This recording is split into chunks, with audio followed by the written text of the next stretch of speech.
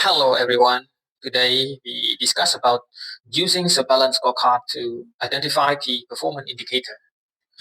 So some organizations use a balance scorecard approach to identify their key performance indicator that we call KPI and to make sure that the objective used to measure performance are strategically aligned to the various sources of value to the organization and are balanced. So what is the balance scorecard that they need to use to identify the key performance indicators? What are they? The first one is finance. Why finance? Why finance is very important in the balance scorecard? Financial KPI may vary, but for HR, they could include budgeting for recruiting service or controlling overtime expense. Yes, recruiting service that we need the agency to fulfill some high rankings or general position for company in the HR department is also controlled. Yes, and controlling overtime is spent like a labor, like employee.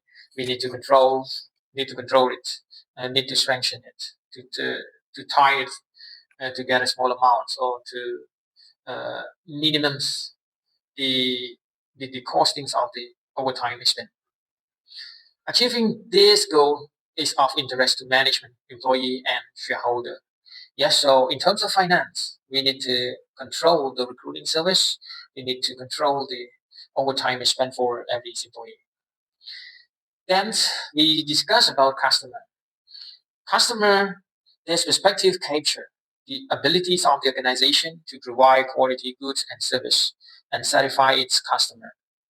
It may be measured by the numbers of manager using a self-service system to set up new employee.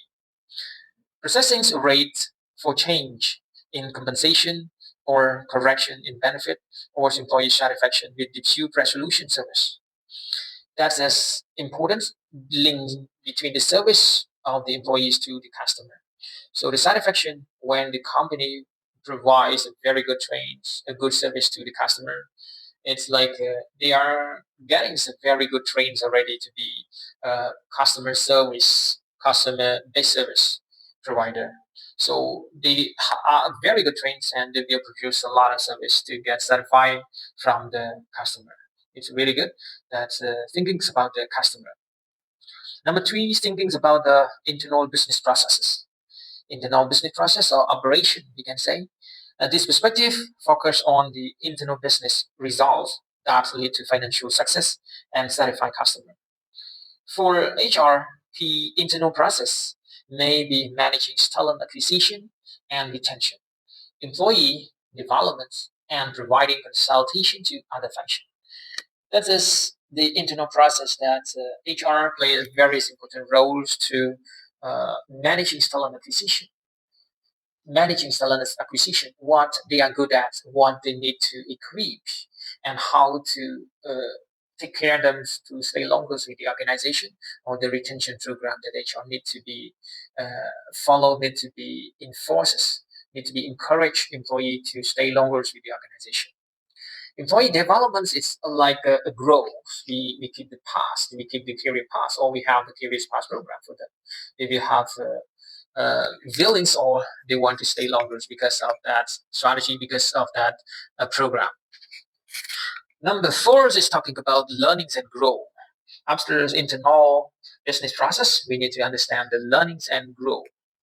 This perspective look at action that will prepare the future organization for success. For example, by strengthening the employer brands to attract talent, making sure that employees have the most current skill and or implementing knowledge management system. It is why it is important. So the employer brands we attract talent. Uh, Currently, the business cannot hide their potential, cannot hide their employer branding because the employer branding is very important. It's the name, it is the image of the company, image of the employer. And that image, we attract a lot of talents. We attract a lot of good people to join the organization, to work for longer. So that's very nice things that we need to attract talent. and make sure that employee have the most current skill.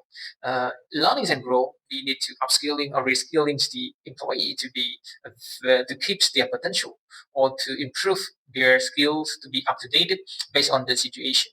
Right now, the technology is very fast moving.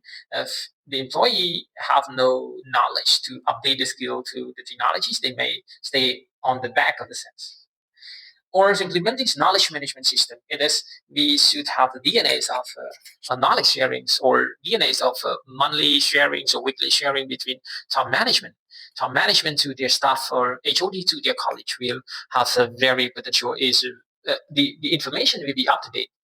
The basic things for the daily or weekly coachings is the updates of the activity, the updates of the issue, and the managements and their colleagues or the team are together try to find the solution, try to deal the solution.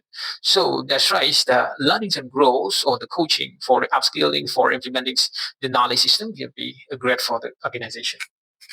Let's we brief a little bit of the balance scorecard for the key performance indicators. The first is finance case, the second is customer, the third one is internal business process, and the last one is number four is learning and grow. So I hope that these topics can you can learn something new and see you next session.